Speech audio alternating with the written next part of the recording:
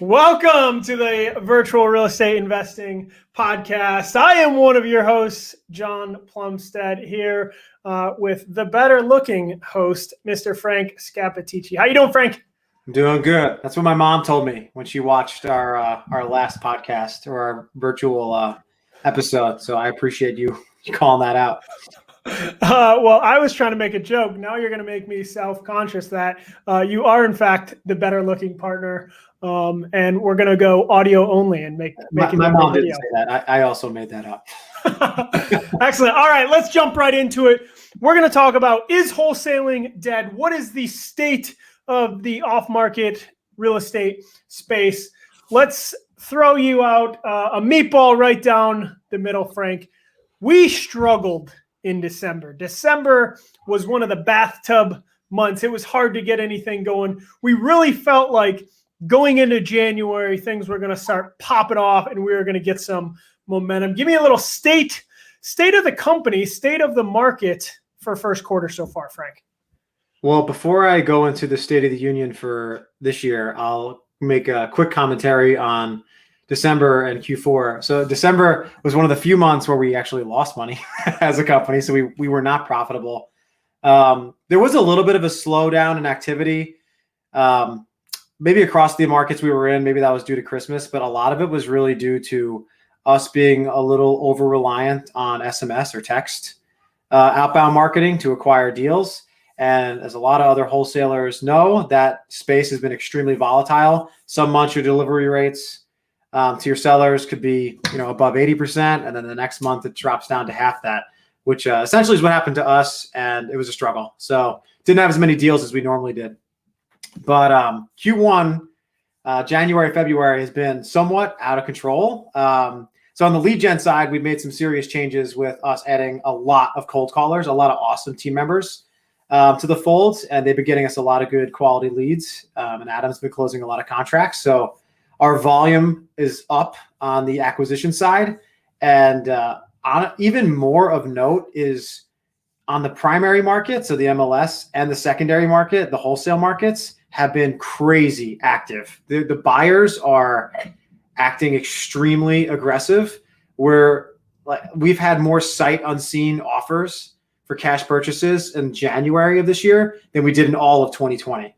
That's how insane it is and how competitive it is to get deals. So that's taken our contract to close conversion rate. It's like a 30% jump from where it was last year for those that track that metric. So we're closing pretty much every deal that hits our board. It's kind of nuts. Yeah, no, I agree. We were really excited getting out of December. Basically, we got punched in the face during December. SMS or text message marketing was struggling. And one thing I would add about delivery rates with SMS is don't always believe what the website is telling you, because I'm not convinced the numbers that some of those companies are spitting out are accurate numbers. They do a little filtering, so it can be off. So if you're doing text message marketing, I would really encourage you to try to measure that stuff yourself. How many texts are you sending out? How many responses are you getting? Right? Because sometimes if you just look at that, a lot of people go off the delivery rate, okay? But sometimes that delivery rate can be BS. So I would try to track your response rate there. Well, I agree with that. It also comes down to your business KPIs, right? Your cost per lead, how many leads you're getting, how much does it cost, how many of those leads are you closing or turning into a contract? Those will always be the numbers. If you see a giant drop and you have a real system set up, it's probably for a reason. And in our case, that's what it was. Sellers were simply not getting the messages. So, yeah. For sure. Yeah.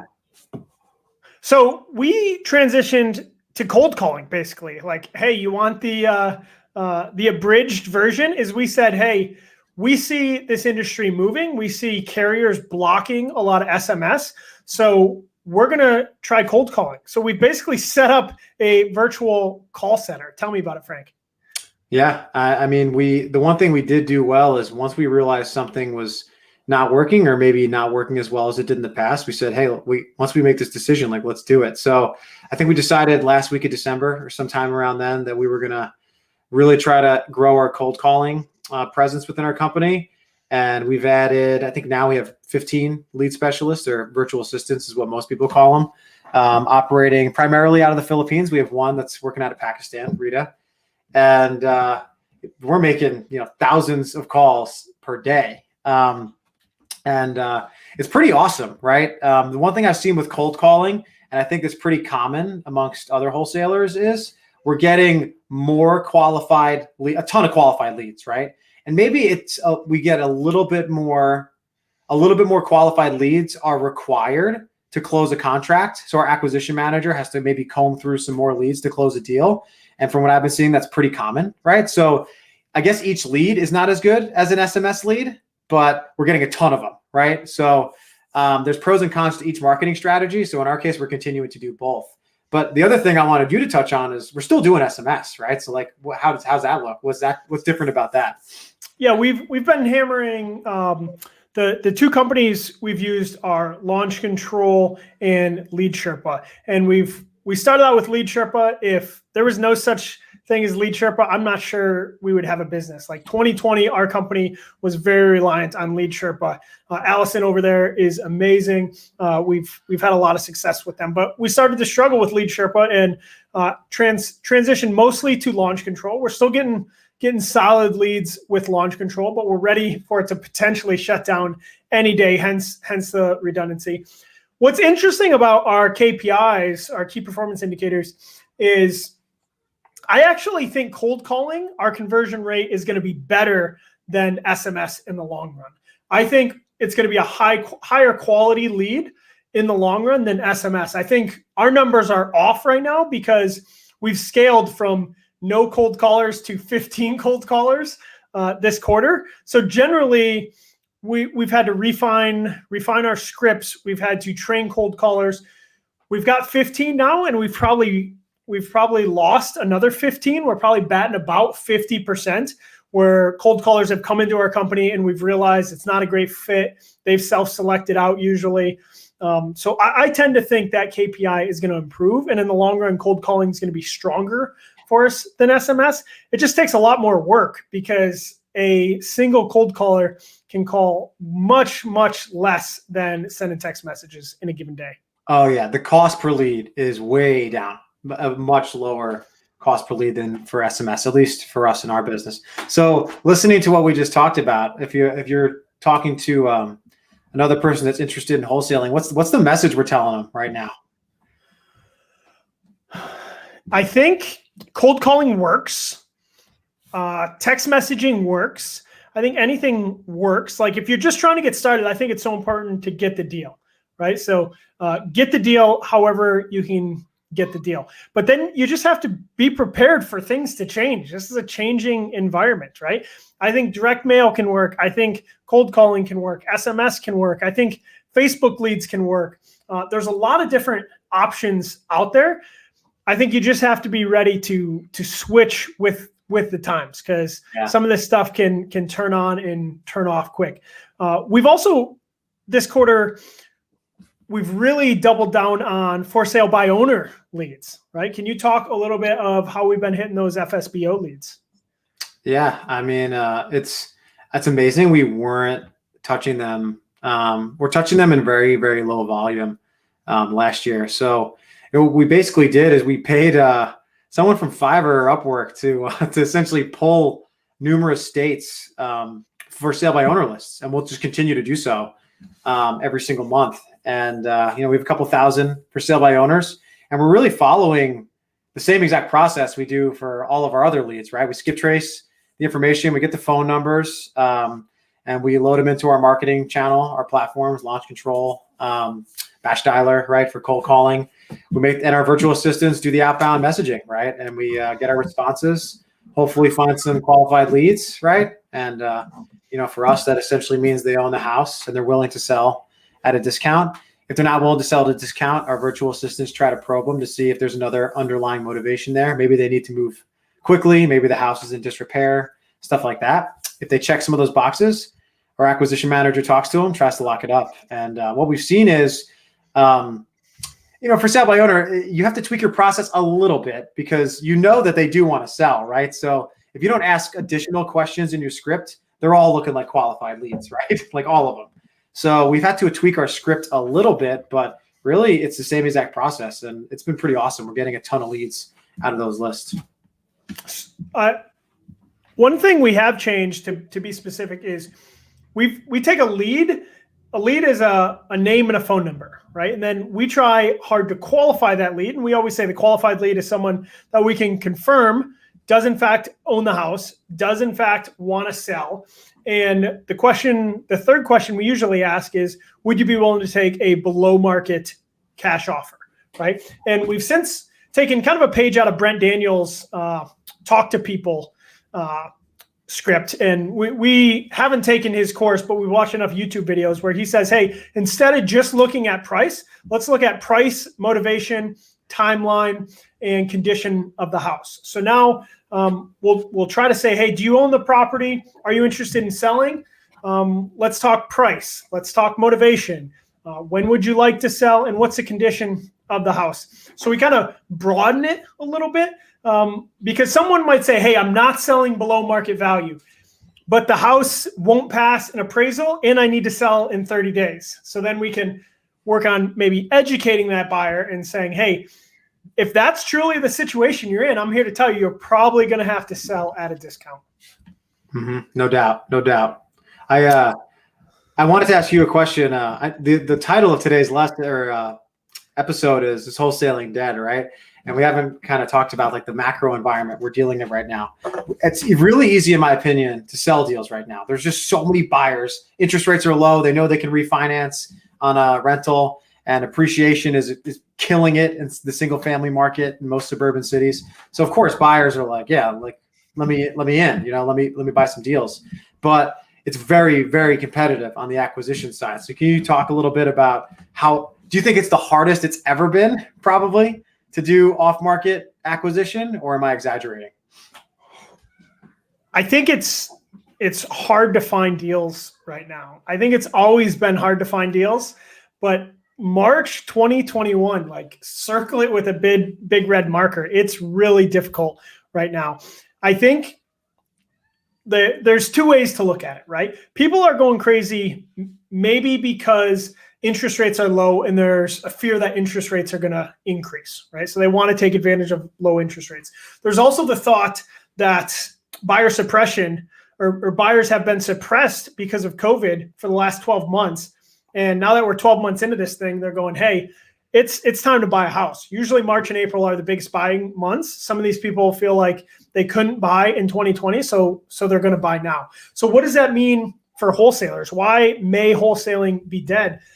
Because a lot of buyers understand that, or correction, a lot of sellers understand that the buyers are out there. They feel like they can connect directly with a buyer. They can sell a property on their own. They can call an agent. And the markets are so hot that they're going to be able to figure out a solution. So what does that mean for the wholesaler, right? The wholesaler is trying to find someone that wants to get rid of their property and basically says, hey, sell it to me and I'll help you find a cash buyer. Well, right now sellers are going, hey, I think I can do that myself, right? So I think to a large extent, wholesalers are getting pushed out of the market. It's also just super competitive with other wholesalers. Why don't you talk about the competition we're seeing out there, Frank? It's nuts, man. We work in a lot of tertiary cities, right? We're not big into Austin or Phoenix. We're not competing with Pace Morby and Steve Trang and some of the largest names in wholesaling. We like rental cities, right? Like population 100,000 to 300,000. That's mostly where we operate. And that's where a lot of virtual wholesalers operate, right? But even in those cities, when we talk to sellers, like we've had deals poached from other wholesalers. We've had sellers tell us we're like the 8th person to call them because maybe they're on like a tax lien list or something and they get hit up by a lot of wholesalers. It's extremely competitive, right? So it does in some way like drive up the price, even on the secondary market, right? Like the max allowable offers are, I think, going up a little bit, right? So what you see, and what I think a lot of wholesalers need to be careful of, is a lot of wholesalers get frustrated and they start taking on really, really marginal deals with less meat on the bone. And when you see that, buyers or cash buyers that have been around a lot for the past like 10 years are looking at the deals that are coming out and they're like, yo, these deals stink, right? Like they're terrible.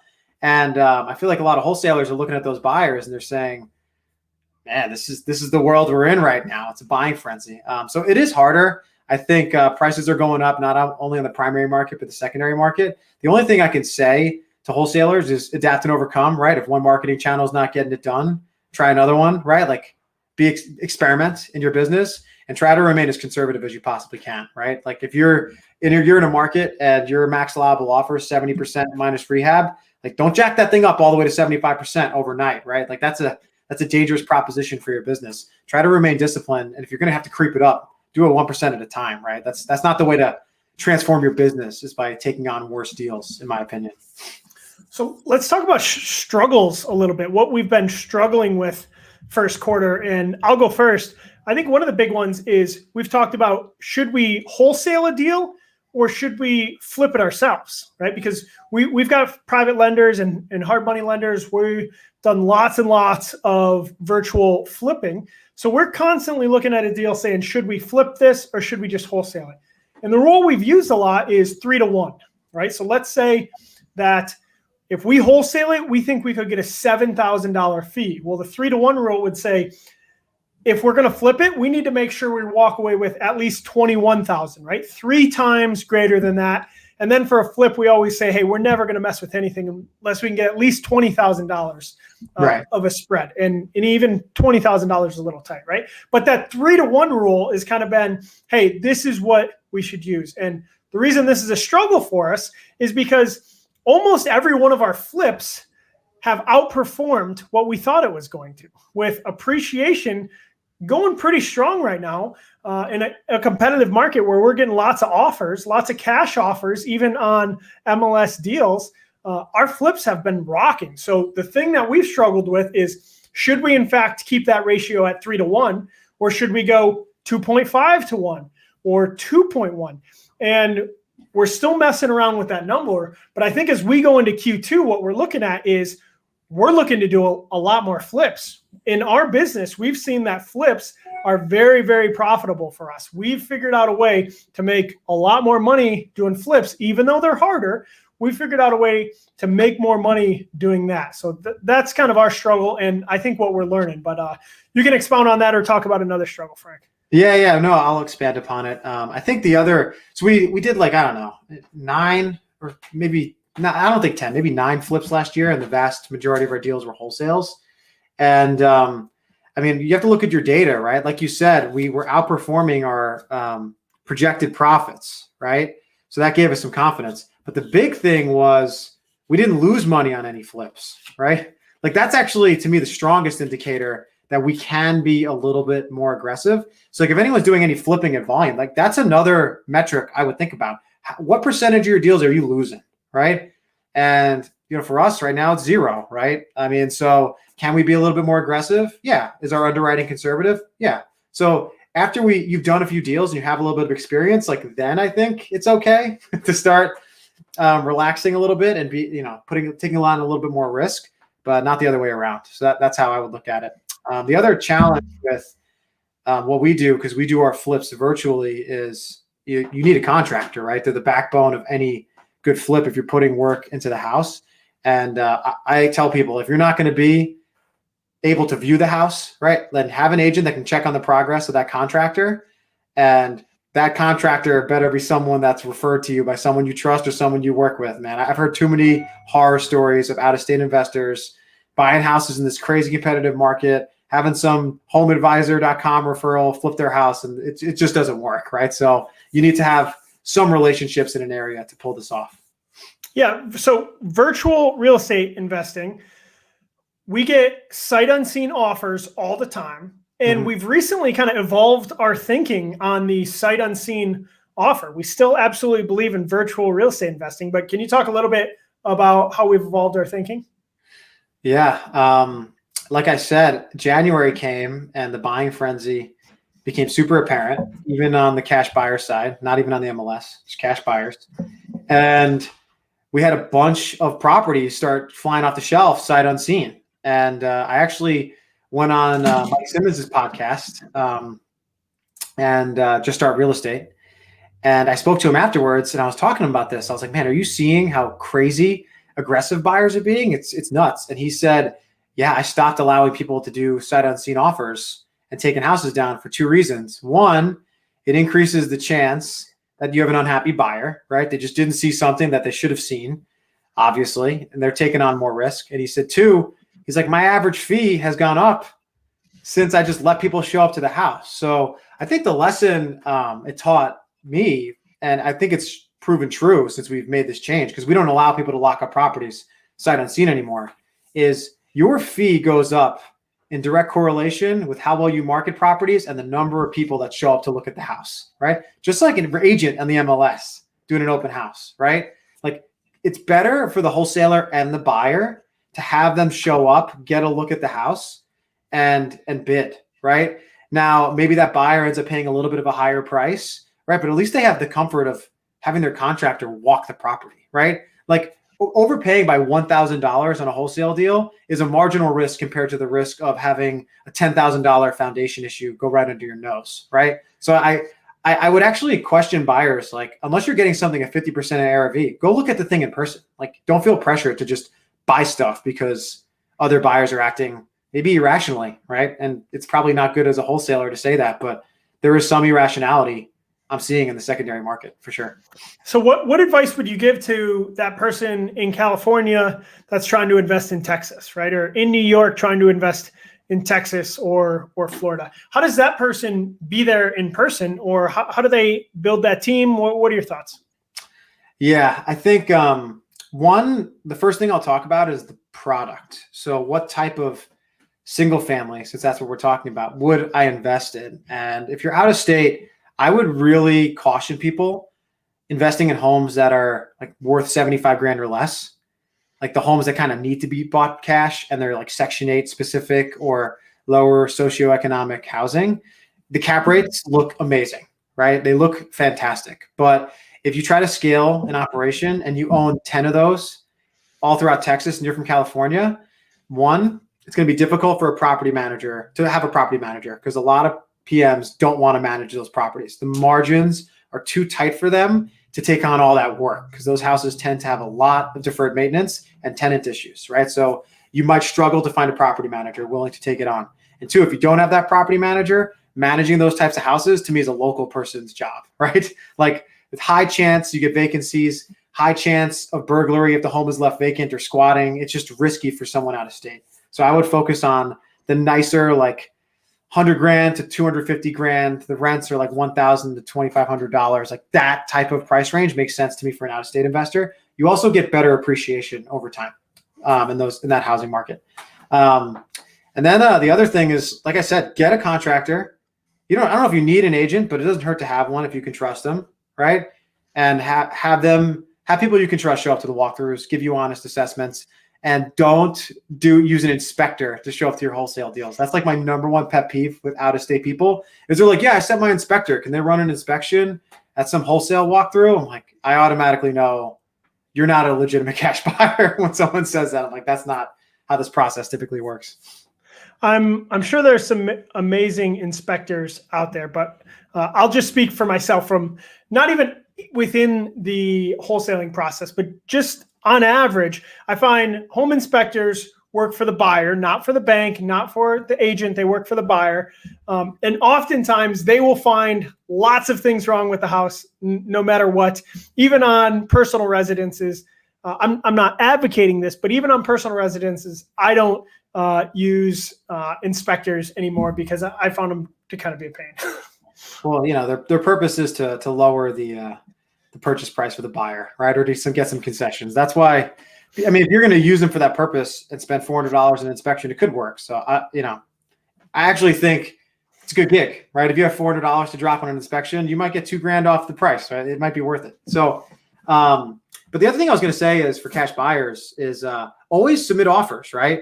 Like, send people to multiple walkthroughs, be consistent and make offers every single time.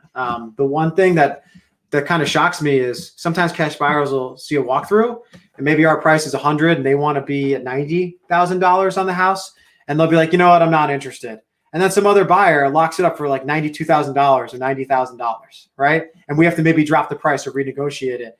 And that buyer just doesn't realize like they could lock up the deal. Now, if it's a great deal, don't lowball the wholesaler because then you're just not going to get it, right? Like someone will outbid you, but always place a bid, right?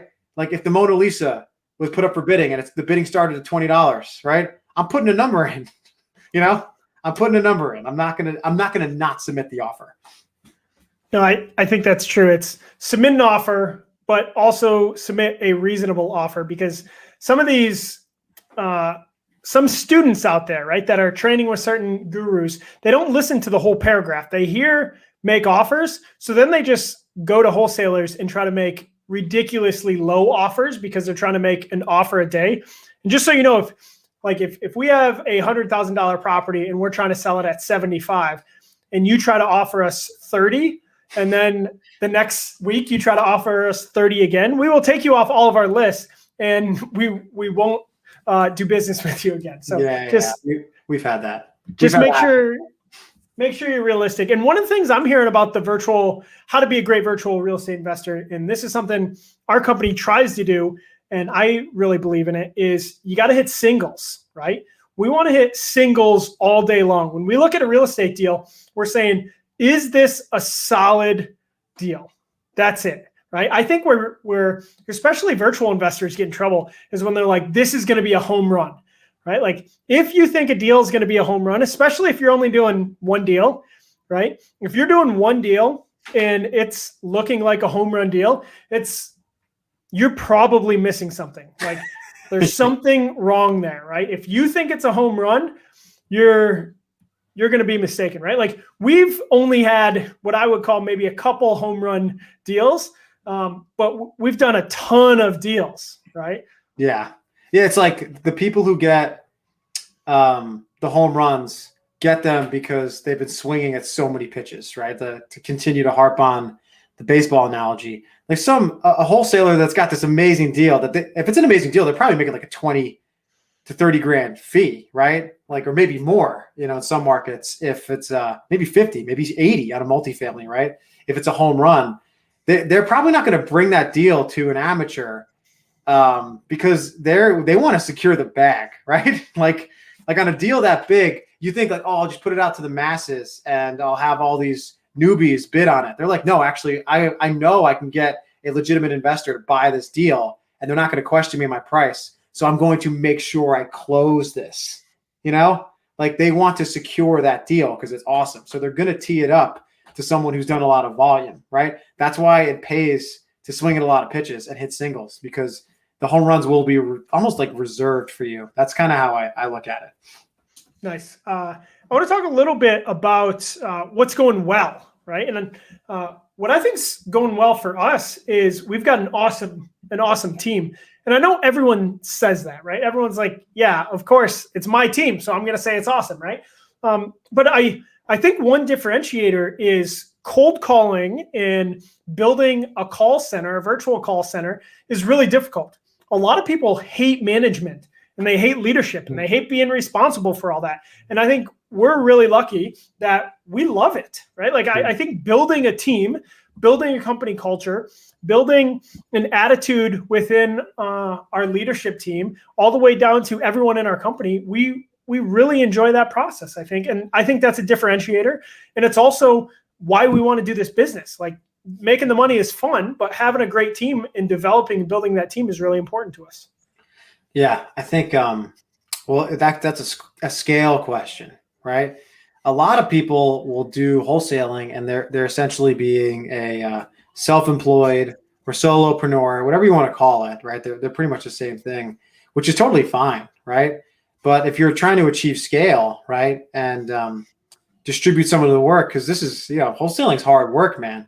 I think people who run general contractors and wholesalers, they're probably the most despised people in real estate, but I also think they're the hard workers, with the top agents being also up in that category, right?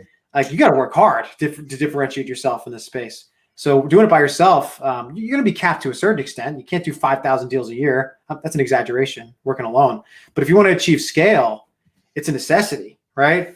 Because now the work you've pushed or delegated to your team, it's difficult work, right? So how do you keep them motivated, right? Like it's leadership, right? You have good values, good morale. You have to have high character, right? People have to look at you and say, I can trust this person. That's probably the most important thing. How to set up your comp structures, incentivizing compensation, really, really important in our space. So it's huge, man. It's to me, it's not a question of can you secure deals. It's like, can you scale or not? That's the leadership differentiator. And then why do some people that are crazy like us say, hey, I want to scale? And why do some people say, hey, they're fine? What are your thoughts there? Well, I think there's a faster path to making $200,000 a year as a solopreneur than there is clearing $200,000 as a business owner, right? Because by scaling, by definition, you're going to increase your overhead, right? And you probably will increase your overhead, and then the increases in deal flow and profits will be lagging, right? So that's the primary reason. If everyone just pressed the scale button and their profits immediately increased, I think everyone will be doing it, right? But that's obviously not the case. That's not how any company actually works. You have to delay gratification to some extent to scale. And I think that's probably the primary reason that people don't do it.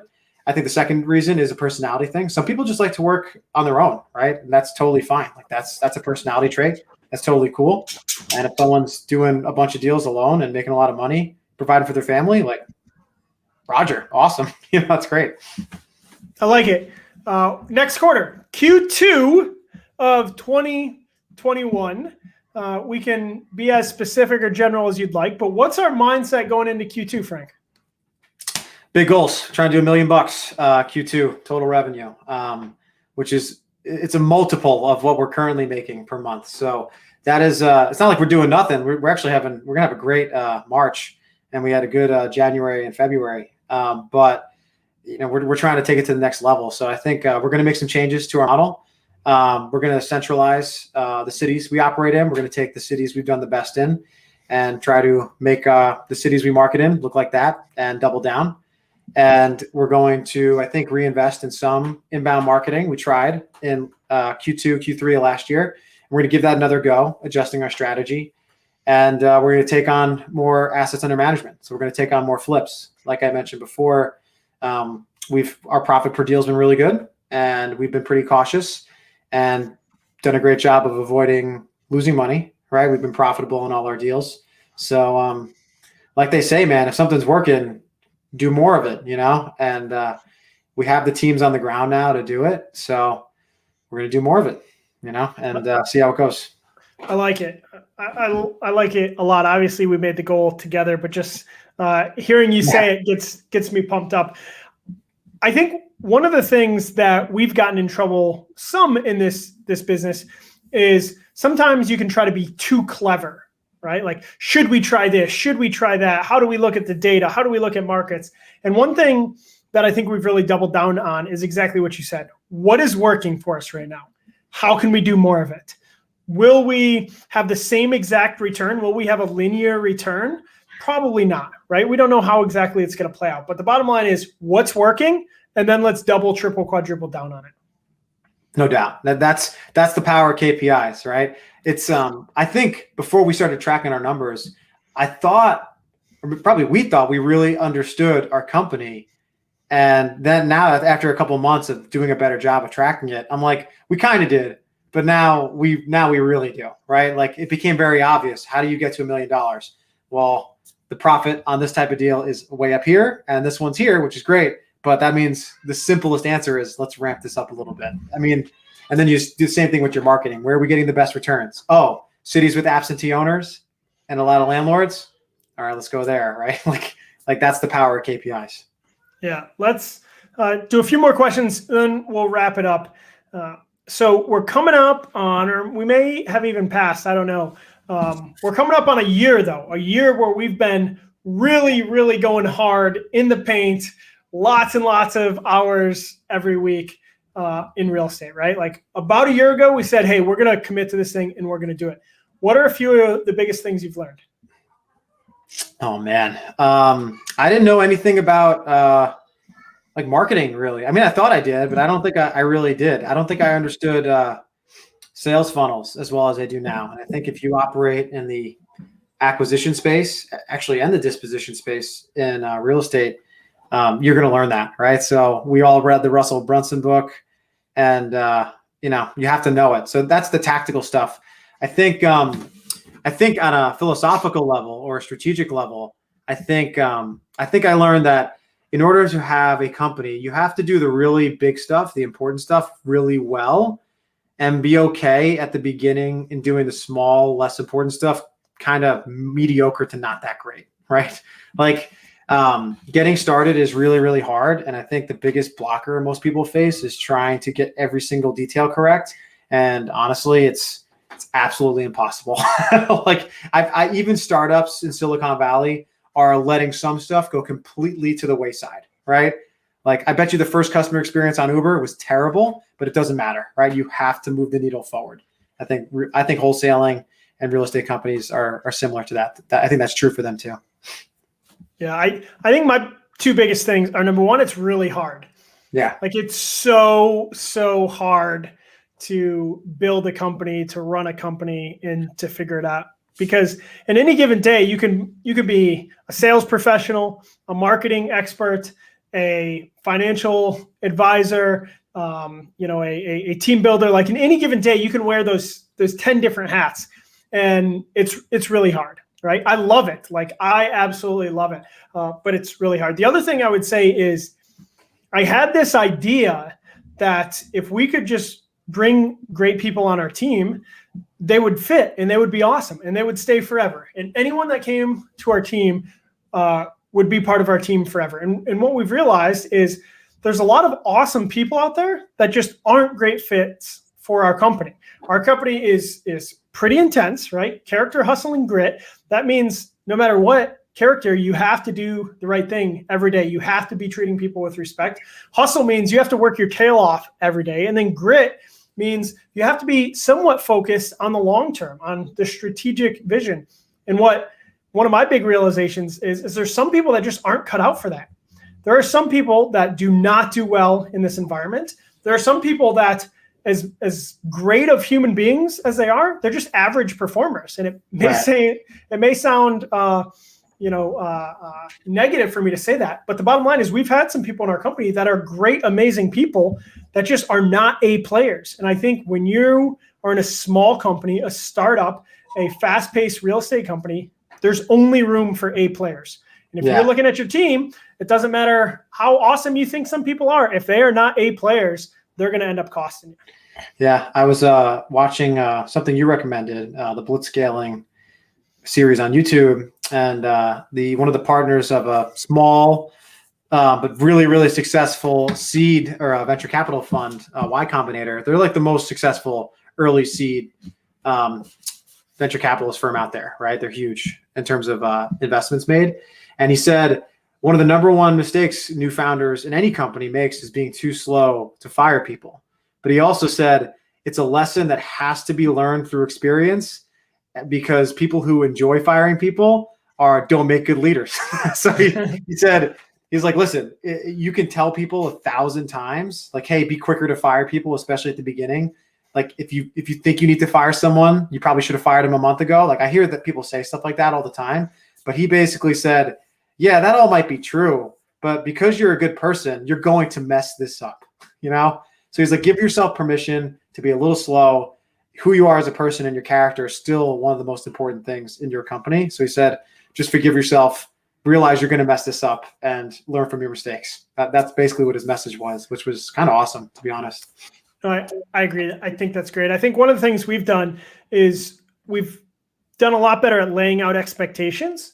Like this is what this role requires and what is expected of you. And then also we're going to review every 30 days, right? And we're going to give you a very clear path to make the decision to leave our company if it's not a great fit, right? Where before, I think some people may have stayed too long because we didn't really give them the easy out, where now we try to make it really easy for people to admit to themselves and admit to us if it's just not a good fit.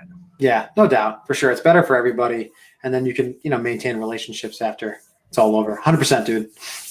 Okay, cool. Last question I have. What are you doing for your education these days? What are you reading? What are you watching? Yada, yada, yada. I'm watching the Blitzscaling series right now, which is all about. It's mostly focused on startups because it's a Stanford class, and a lot of the guests are friends of the LinkedIn CEO or people that he knows. So it's led by people in that network, but I think a lot of the lessons they talk about apply to what we're doing. I just finished the book Go Giver, which is more of like a book of parables on leadership and how good business leaders should behave. I just finished that book and I'm on that series. So that's what I'm watching in the morning right now. What about you? Excellent. Definitely jamming out to the Blitzscaling stuff. And I read the book, really enjoyed it. And then I also recently reread Turning Pro by Stephen Pressfield, all about he was talking about being a writer. How do you shift your mindset as a writer? But I think it works towards entrepreneurship as well. Is when are you going to turn pro? When are you going to stop doing all the things amateurs do and say, I'm going to be a pro now? And I think I've probably read it 4 or 5 times in the last 12 months, but I've needed it. Okay. I've needed it just to go like, hey, John, like if you want to look in the mirror and see yourself as a professional, there's certain things that you need to do on a daily basis. And then podcast wise, I'm actually getting back into the Tim Ferriss podcast. The first podcast I ever listened to was Tim Ferriss, and I love the Tim Ferriss show. And I got away from it for a little while. And then coming back, man, he has got awesome guests. He asks great questions. Yeah. I'm really enjoying Tim Ferriss podcasts. Yeah. I was talking about podcasts, Masters of Scale. We're on like the whole scale theme. Great. That's really cool. It's got a very unique format. Like not a typical interview style podcast. Like it's more like a storytelling. It almost feels like you're in a movie. It's kind of weird, but it's good. And then I want to comment on Turning Pro. Like that book was huge for me. Like I think I read that right around the time we were deciding if we were going to start this company or not. Honestly, I don't even know if I'd be doing this if I didn't read that book. Like that's how much I love Turning Pro. So that's awesome. All right. Any final words, Franco? No, wholesaling's not dead. Tried to give away the answer to the title of this. I just think you got to be really, really good at it to survive in today's market. And my message to buyers is continue making offers, but don't act too crazy, right? Don't get caught up in the mess. Make good offers, good fundamentals. Make sure you don't break the number one rule in investing, which is don't lose money. So nice. Never pay retail. I also don't think wholesaling is dead, but I think for some people it was never alive, right? Because some people think wholesaling is an easy way to make thousands and thousands of dollars, and I'm here to tell you it is not an easy way to make money. You might get lucky once, you might get lucky twice, but if you're trying to do this consistently, it's very difficult. But I agree, it's not dead. Never pay retail. Character, hustle, grit. Take care.